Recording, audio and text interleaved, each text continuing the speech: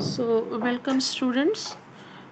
Today we would be discussing about the disease models. Now, if we want to study some kind of disease that is occurring in human beings in in patients, then we need to devise some kind of method or some kind of system in which we can study those disease. So we need to develop some kind of models, and these models may be most more maybe in the animal, or they may be some kind of cells that have been derived from animal sources. So we try to simulate the conditions that occur in vivo conditions in the in vitro like condition, or even maybe the conditions that are occurring in one species, that is mostly we are concerned with the human system. So whatever conditions or changes that are occurring in the human system, we try to correlate or study those systems, those changes in nearby or a similar kind of species, so that we can have a better understanding of those pathogenetic effects. So for studying these effects, we try to develop some species or some specific or animal systems in which we can study these disease, and these animal systems are known as the disease models. So, if we try to define a disease model, then it is an animal or it may be cells that display all or some of the pathological processes that we could possibly observe in an actual human or an animal disease condition. So if we want to study some kind of pathogenesis, how it develops, and what are the possible treatment approaches that we can take up to treat that disease, that studies can be supported with the help of disease models. We can understand the development of the disease and their potential treatments in these kind of disease models. Now, if we want to also analyze some genetic function, which genes are functional or which genes are not functional, or which genes are causing the changes, have been mutated or have been changed, due to which the pathogenesis is occurring, then uh, we have to genetically engineer the mouse species most dominantly for by production and analysis. So most preferred species, we will discuss why mouse is preferred, but mostly it is done in mouse specimens. Now, if we are trying to analyze some kind of function of disease associated gene in human beings, then also the mouse species become very important to clarify the actual mechanism of pathogenesis. Now, animals that show symptoms to human diseases, they can also be utilized as disease model, and they help to develop the therapeutic approach or the preventive methods for preventing those disease conditions. So if we have mouse model that indicates about the disease development or the pathological aspects that would develop in result to that disease, in case of breast cancer, obesity, or sleep disorders, that can be ascertained. Now, research using these models also enable to analyze how each disease or pathological condition occurs and how they can be prevented. So there are many diseases that are being discovered, and their mechanisms are still not very clear. The how they are occurring, what kind of pathology they are causing. So we don't have any evidence-based treatment for those diseases. So if we have a animal model in which we can reciprocate the same kind of disease or understand the causation of those pathology, then we can better understand the development of those human disease also and their treatment aspects. So what is the exact need of the animal model? Now you can study the development of disease in human subjects also, And you can study the treatment regimes also, and identify the functional changes or the mutational changes in the human subjects that have caused that particular pathogenesis. But how many individuals or human subjects can we take up for those studies? So there is some need for the animal models. There arises the need why we want to do it in animals or even in the cell culture systems. So the animal models are frequently selected because they are similar to humans in terms of genetics, anatomy, or physiology. They are also preferred for experimental disease research because of the unlimited supply and ease of manipulation. So, the reproductive phases of these animals are relatively short in comparison to human subjects, and you can easily handle them also if you want to manipulate or incorporate any kind of change in these organisms. That is also very easy. So, example, if you want to obtain a scientifically valid research, then the conditions associated with that particular experiment can be controlled. So the parameters will be under the control, which changes we want to incorporate or which changes we want to keep there. So this often means that manipulating only one variable while keeping others constant and then observing the consequences of that change, we can identify whether a particular gene is responsible for that disease, or there are combinations of genes that are responsible for that particular disease condition. In addition, if there are some hypotheses about the development of the disease, that if you want to say that particular gene is mutated and this particular gene mutated gene is causing the disease, then if you want we want to test that hypothesis also, then an adequate number of subjects must be used to statistically test the results of the experiment. So the requirement of that additional number of subjects, human subjects, we say, would not be very much possible on the laboratory scale. So that is very logical reason you cannot take the studies in the human subjects, because you cannot statistically justify that numbers.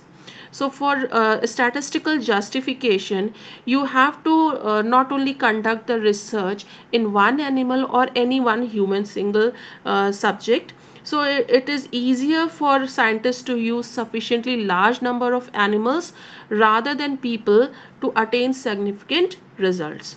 So the most close species that we observe now, here comes the why we are preferring the rodents or the mice species, because they are most common type of mammals that can be employed in experimental studies, and they have been employed in those species also because their genomes are very similar to human beings. And another added benefit is that they are easily available and easy to handle. They have high reproductive rates, as well as relatively the cost of use is also very low. So you can get large numbers of individual mices or for your specific experimental requirements, and that too with less financial investment. Then the other organisms that can also be utilized for disease condition studies are your fruit flies, zebrafish, or the baker's yeast. Now, the genetically engineered mouse, it becomes a very important biological resource for the said reasons that it can be used in the drug discovery as well as basic research fields such as analysis of a particular gene function in the individual organism, or it may be used for identification of relationship between gene and the pathological condition. And there may be also development of these mouse models where you can even develop a pathological model mouse where specifically you are inducing the pathology, and then you are studying the development of that pathology in the mouse model, and you are even visualizing it, so that innovations or new developments in improving these disease models is also possible when you use these rodent species. Now, the methods that we can use to induce these animals with disease can be uh, various methods, whether they are directed or non-directed.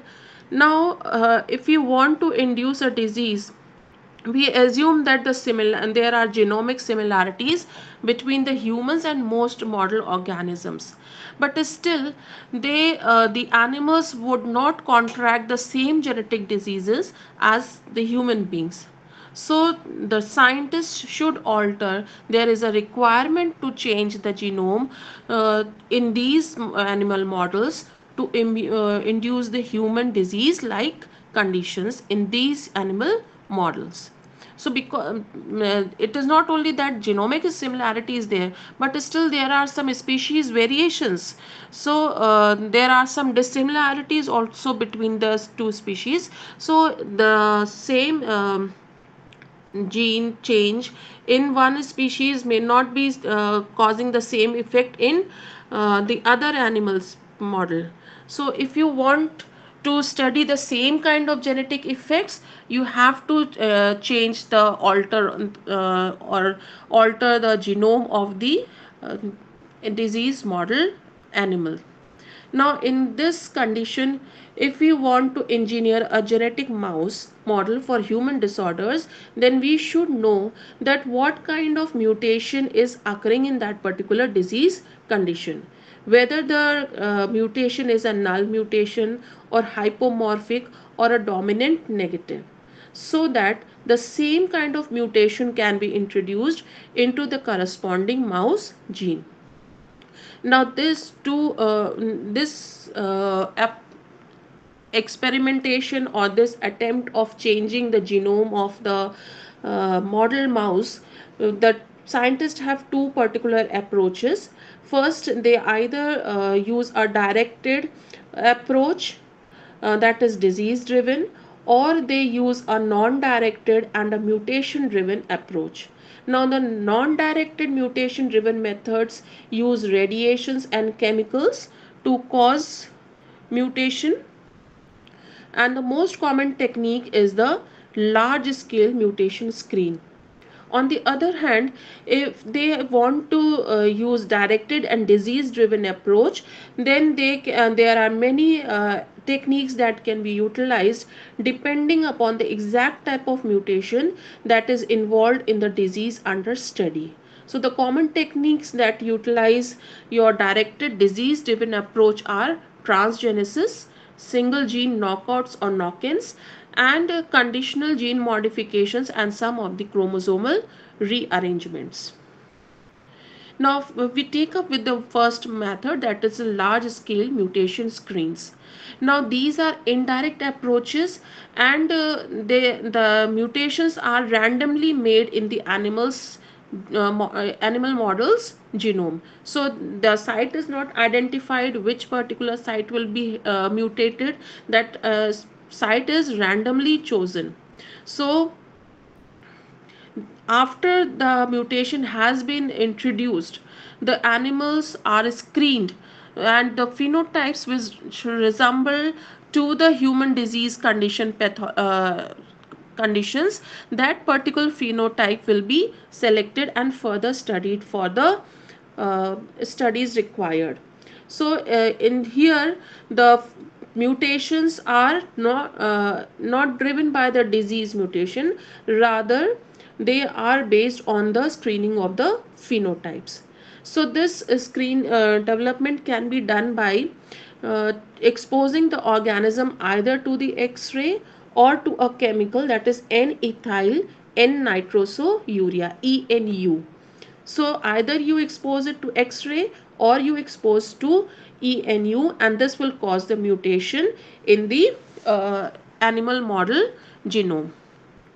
Now, in case of the X-rays, the deletions or translocations occur as a result of mutations, and these are large changes which involve multiple number of genes. Whereas if the mammalian host or the model has been treated with ENU, then these mutations are within single genes and mostly point mutations occur. So that is a particular difference. When we do it with X-rays, then it is large mutation and it involves multiple genes. And whereas if we do it with ENU treatment, then their mutations are in within single genes and they cause point mutations. Now, if ENU can produce mutations with many different types of effects, such as they may introduce loss or gain of function, and these screens are particularly employed in the model organisms such as zebrafish. So these molecules are very useful for identifying new genes and the pathways that would possibly lead to the cause of the disease. Next approach is your transgenesis. Now here you try to develop a transgenic animal. Now transgenic animal is generated by adding a foreign genetic information into the nucleus of the embryonic cells, thereby inhibiting the gene expression. So you are inserting a gene, and that particular gene will inhibit or alter the expression of a particular targeted gene in the animal model. Now, this is achieved by either injecting the foreign DNA directly into the embryo or by using a retroviral vector to insert the transgene into an organism's DNA. So there are various methods by which you can introduce the foreign DNA into the host, and those methods we have already discussed. So you have electroporation, or you have the precipitation with the chemicals, or you do it with the viral vectors. So there are various strategies by which you can do this process. Now the very first attempt to transfer these genes was performed in 1980, and at that time the methods that were being used were not very efficient, or they were not optimal. Now, why? What was the reason they were not optimal? Because the DNA, the foreign DNA that was being incorporated in these transgenics, it was a very small percent. It was being incorporated into very small number of embryos, and it was not sure that it would be passed on to the next generation. So the passage of these incorporated foreign DNAs from one generation to next generation was inconsistent. Moreover, these small transgenes were being inserted, and the insertions were at random sites in the genome. And depending on their location, sometimes these transgenes were not being expressed at all. So if the transgene is not expressed, you cannot easily identify whether it is causing any changes or mutations or alterations in the function of a particular, in the development of a particular function, or loss of a particular function. So more recently, the scientists have developed ways to increase first the size of the DNA fragment that could be used in the transgenesis by cloning these DNA segments in yeast or bacterial artificial chromosomes. Then the large transgenes that are being developed, they contain regulatory sequences that are necessary for normal gene expression, and they are usually more comparable to the endogenous gene. Now, as the result, as these developments are taking place, the use of the transgenic mice has dramatically increased in the past 2 decades. And this type of animal model has contributed greatly to our knowledge of the disease development. Now, what are the particular strategies for creating a transgenic mice? So you have three strategies. First is the retroviral approach, which is not very routinely utilized. The other is The standard transgene approach, in which the DNA is inserted into the genome in an unspecific manner. The third is your gene targeted transgene approach, which is an approach that is routinely used to create conventional knockout transgenic mice, usually with a constitutive loss of function mutation. So here we can see the both all the three processes. So in a retroviral approach, there is a donor female mice, and the DNA is to be inserted. The DNA is to be inserted in a mouse embryo that is at developmental stage of 8 cells. Okay, so at the 8 cell stage, the mouse embryo is taken, and the transgene contained in the retrovirus is introduced into the female. It is implanted in the female, and then whatever the offsprings develop, they are screened for the presence of the transgene. In the standard approach, in approach where the DNA is inserted into unspecific manner, there the donor female uh, is taken, and the male pronucleus is injected with the DNA, and then this male pronucleus fertilizes the oocyte. The injected oocytes or the in vitro cultured early mouse embryos are then implanted into a pseudo pregnant mice, and then these on the offsprings that are obtained, they are screened for the presence of the transgene. The third approach is your gene targeted transgene approach, and here importantly you require the embryonic stem cells, and in these embryonic stem cells the DNA with the targeted transgene is introduced into the embryonic cells. Then the targeted embryonic cells are selected and they are expanded. Then they are injected into the early mouse embryo. Now this early mouse embryo is implanted into the pseudo pregnant mice. As a result, chimeric offsprings develop, and these chimeric offsprings are then mated with wild type mouse, and this gives rise to breeding and selection of homozygous mutations, and then the strains or the models which develop with the homozygous mutation are selected for the various studies. But there are definitely some drawbacks with these transgenic mice, and one of this is the requirement of the time. The development of a transgenic mice is a very long term project, you can say. It takes long time duration to generate new transgenic mouse lines. It requires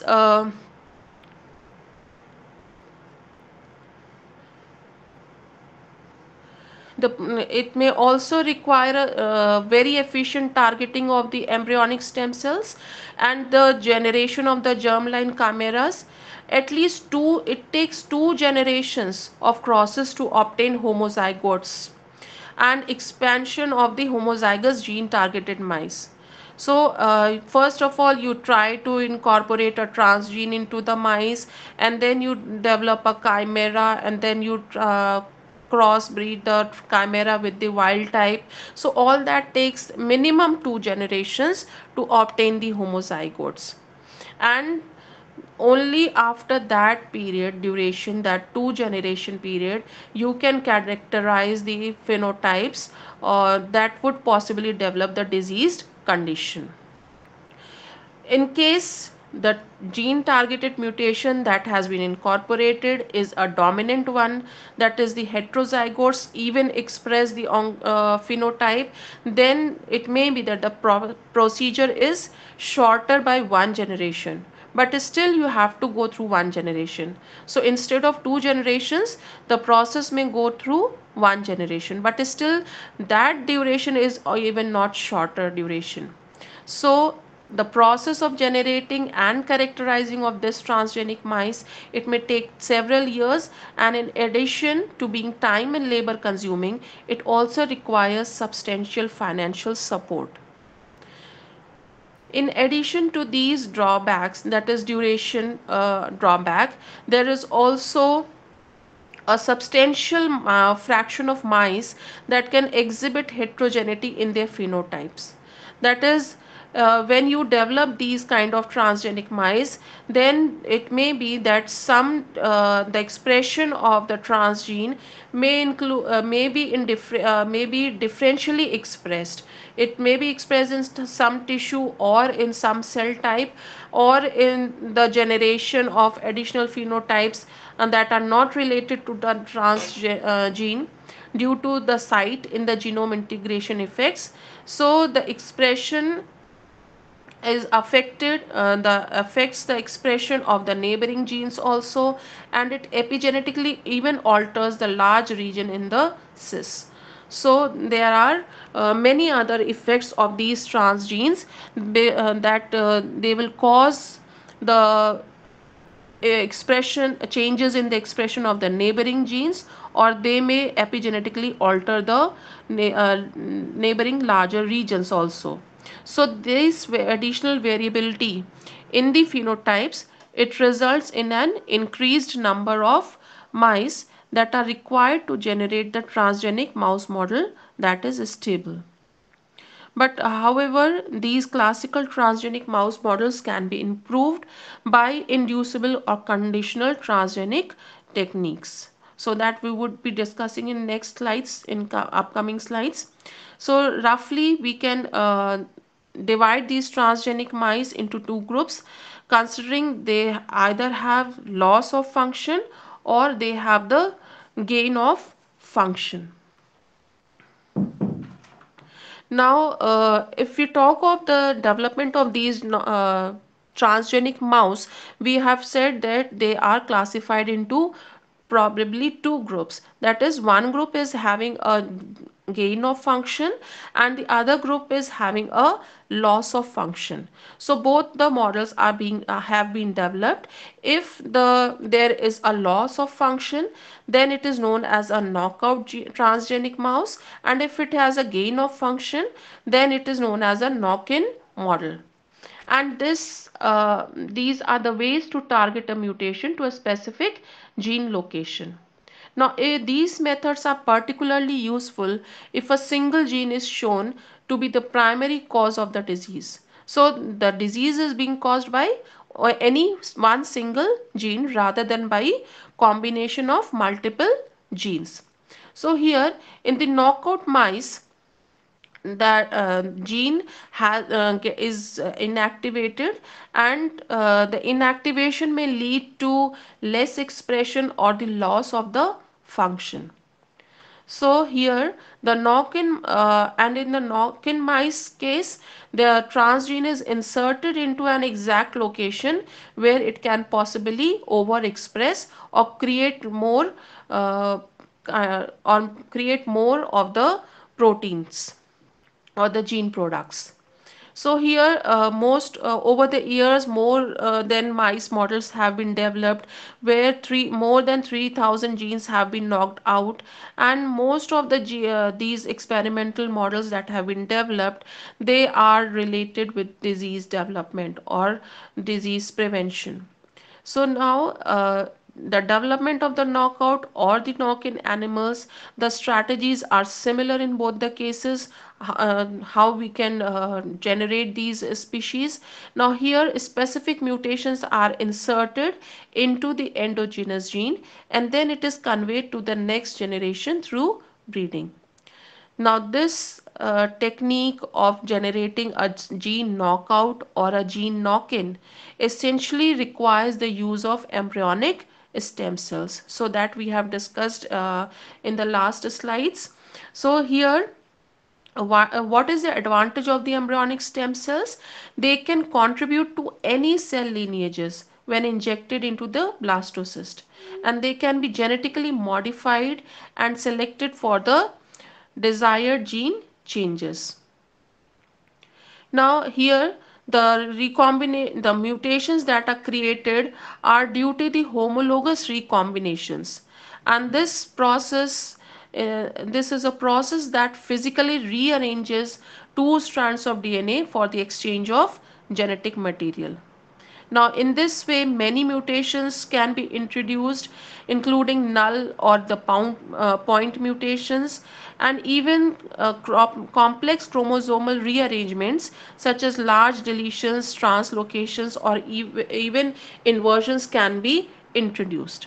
So, the knockout or the knock-in mice have similar, if not identical, phenotypes to human patients, and therefore they are good models to study any kind of human disease. Now, how are these knockouts developed? The knockout mouse is a laboratory mouse in which the researchers have inactivated or knocked out an existing gene by replacing it or disrupting it with an artificial piece of DNA. So here we can see that the embryonic cells, the mouse embryonic cells, have been disrupted by a genetically engineered gene. The stem cells have been genetically engineered, or their foreign DNA has been inserted in places which would possibly inhibit the or disrupt the gene of the target gene. Now, this blastocyst that has been developing maybe in vitro conditions, they are transferred to the host female, and then the mouse that is containing the mixture of genetically engineered cells and the inner cell mass, they both cause the development of a chimera. A chimeric mouse is generated, and then this chimeric mouse is uh, crossbred with the wild type mouse, so that the homozygous species develop for the possible study of the disease conditions. Now, the drawbacks with these knockout mice is that most of the knockouts that develop, they are developmentally lethal. That means if you are introducing a genetic change at the blastocyst level, then these genetically altered mouses cannot grow up to the age of the adult mice, and this lack of adult mice limits their studies to embryonic development, and it often makes it more difficult to determine a gene's function in relation to human health. So there may be some instances where gene may have different functions in adults and different functions in developing embryos. So you cannot easily assign which of the gene is responsible for causing disease in adults, or which of the genes is responsible for causing disease in the embryos, in the developing embryos. So the gene function cannot be easily assigned. Now, it also fails to produce an observable change in a mouse, or it may even produce different characteristics from those observed in humans with the same gene. Now, if suppose we have a mutation in the P53 gene, then we want to understand, most of the time in human cancers, the P53 gene has been mutated, and that leads to development of cancers. And that cancer development may be restricted to a particular set of tissues. But in case of the mice, if we are trying to knock out this particular gene, then then the formation of tumors may occur in different arrays of tissues. So, in response to this P53 gene knockout, the development of tumors in humans may be at different sites in different organs, whereas in the knockout mice it may be in different tissues. So the gene, you cannot easily assign that particular organ cancer or tumor is because of this mutated P53 gene. So still, uh, beyond these drawbacks, still the knockout mouse is preferred as most powerful means of studying the gene function of living, and such studies do accelerate the effects to translate newfound knowledge of the human and mouse genes, so that better strategies for diagnosing, treating, and preventing disease can be set up. Now, different types of mice. You have the types of models are known. First is the constitutive kind of mouse model, and the other one is your conditional mouse model. Now, in the constitutive mice model, most of the target gene has been inactivated in each and every cell of the organism. So you cannot specifically inactivate the gene in a particular target organ. The inactivation is in the whole body, in the whole organism, each and every cell. Whereas in the conditional one, it is in inducible inactivation of gene expression. So this can be target specific. If you want to identify disease progression in particular organ system, that can be studied in these conditional knockouts. So here the specific target tissue or the cell type is affected, and even these changes can occur in a time controlled manner. So here the constitutive knockouts, they are referred to as the conventional or the whole body knockout models. And here the target gene is permanently inactivated in the whole cell or in the every cell of the organism. Whereas in the conditional knockout model, it is more close to the human subjects, and the exact wild type environment during the development of the disease and the timing of the gene loss that may be critical for the disease development, that can be easily studied in the conditional knockouts. Now, conditional gene modifications, how are these accomplished? Now, when we are using the transgen conventional knockouts or the knock-ins, then to study the human diseases that may occur late in life, then the changes would not be studied easily, because we are introducing the changes when we are developing the knockouts or knock-ins. I've shown you that the changes are being introduced into the embryonic cells, and development may be, most of the time the changes may cause the lethality, or they may be fatal for the embryo to develop beyond a particular stage in the life. So if the disease condition is occurring late in life in adults, then such models would not give you uh, exact idea of what changes are occurring, because the mutations affect the development and they cause early death. So any effects, any changes would be preclude using animal models to study these adult diseases. But now sorry, but now it is possible to generate mutations in specific tissues and at different stages of development, including the adulthood. Now, for doing this change, where we can control the expression of a particular gene, there two types of genetic alterations are needed. One is that contains a conditional vector, which is like an on switch for the mutation, and the other changes that contains specific sites called LOXP sites that are inserted into the either side of the whole gene or part of the gene that encodes a certain component of the protein that will be deleted.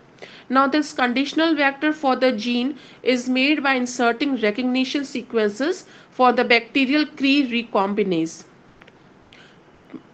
using homologous recombination in embryonic stem cells. The vector will also contain a drug resistant marker gene that will allow only targeted stem cells to survive when exposed to the drug. Thus, these mutant stem cells can be easily selected and injected into the host mouse embryo, which will be then implanted into the foster mother. Now, the resulting offsprings would be chimeras, and they will have multiple populations of genetically distinct cells.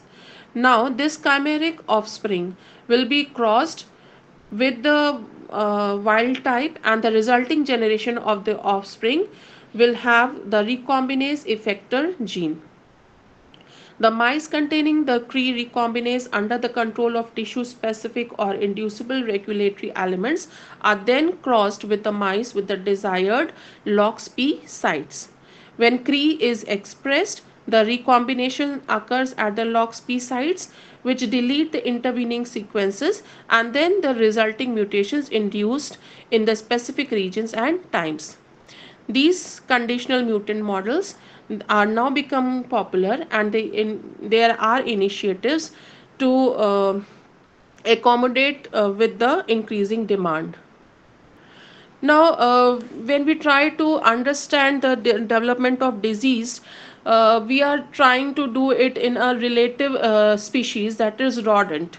But still, besides sharing same kinds of genes, still the two species would generate different proteins with different amino acid sequences, and many proteins also fulfill their function by interacting with other proteins. So when a mouse is introduced with the human disease causing gene, it does not always exhibit the intended phenotype. Here, another difference would be that the drug metabolism in humans is extremely different from that of the mouse. In the liver, the expression amount of the gene and the amino acid sequence of protein between human and mouse will also be different. Although they are close, but they are not same.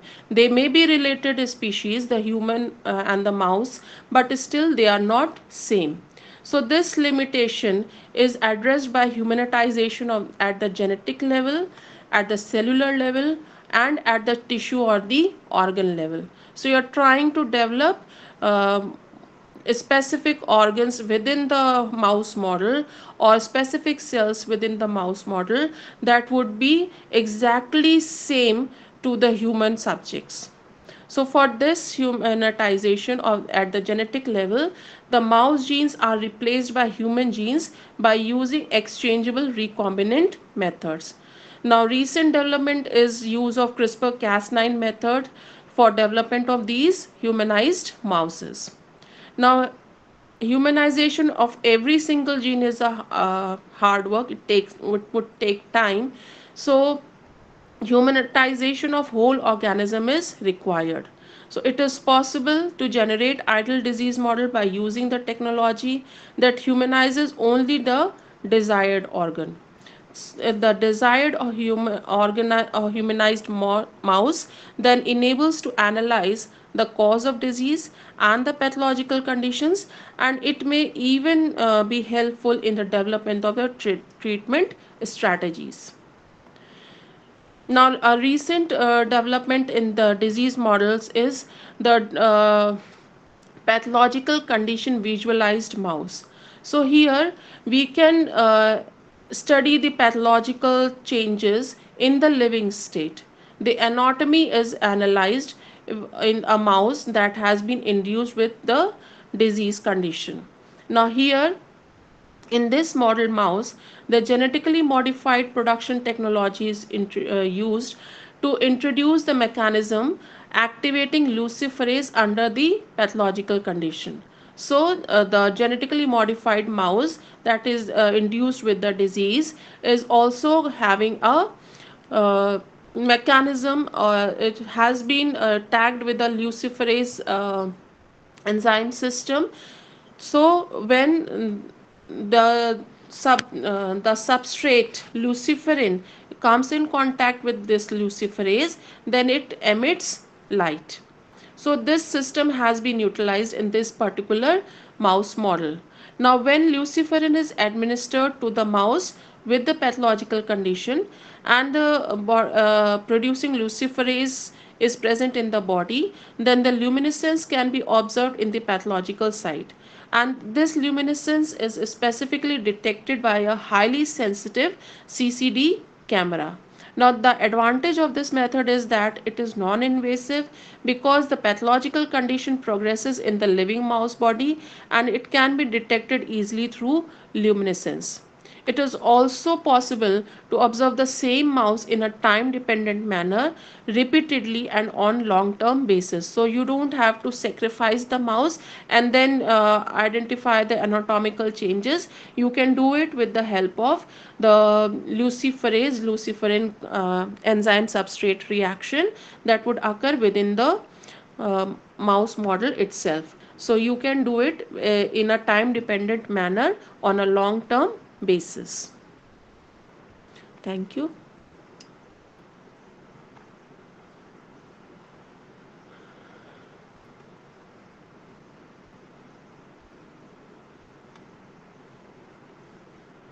Okay. Thank you.